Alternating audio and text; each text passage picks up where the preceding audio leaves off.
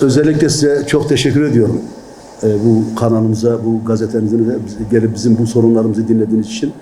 Tabii bu sene çiftçinin durumu maalesef umduğumuz gibi çıkmadı. Beklediğimiz gibi de çıkmadı, umduğumuz gibi de çıkmadı. Hatta şunu söyleyeyim size, geçen seneki fiyatlar bu seneden daha fazlaydı. Şu anda buğday 8.300-8.400 aralığında seyrediyor.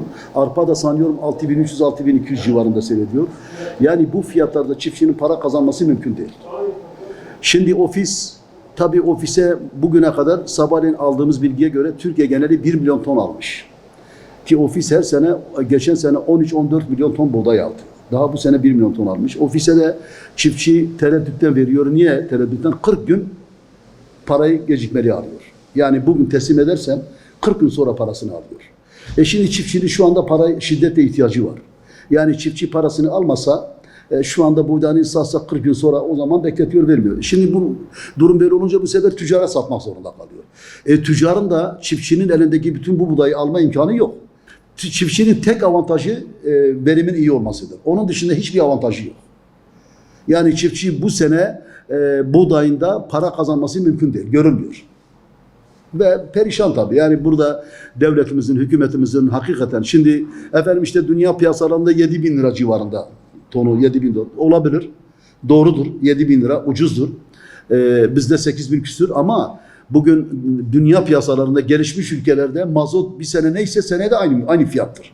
Zam yok yani. Mazota zam yok, gübreye zam yok, ilaca zam yok, hiçbir şeye zam yok. Traktör lastiğine zam yok, traktör parçasına zam yok. Hepsi yerinde. Enflasyon %3-4 civarında. Bizde enflasyon TÜİK'in rakamına göre %75-80, diğer piyasa rakamlarına göre %120'dir. Ve her sene enflasyon yükseliyor.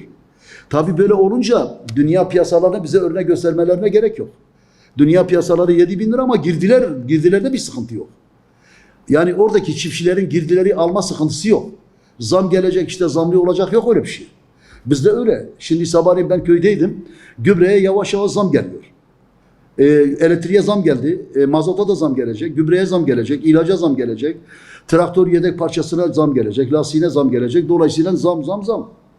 Bu zamlar gelince tabii fiyat da kurtarmaz. Fiyat da düşük tabii. Şimdi önümüzde bir mısır var. Korkarım mısıra baş fiyat da vermezler. Fiyat vermeseler bu sefer mısır çiftçinin elinde kalır. Maliyetler şu anda çok yüksek. Yani çiftçinin en büyük derdi, sıkıntısı maliyetlerdir. Biz dünya ile mücadele, gelişmiş ülkelerin çiftçileriyle mücadele edemiyoruz ki. Yani şimdi sulu tarım yapan çiftçiler yapamazlar artık. Bu elektrik zammını karşılayamazlar. Mümkün değil. Yani bu çiftçinin, sulu tarım yapanların bu elektrik zammını kaldırmaları bana göre mümkün değil. Bırakacak.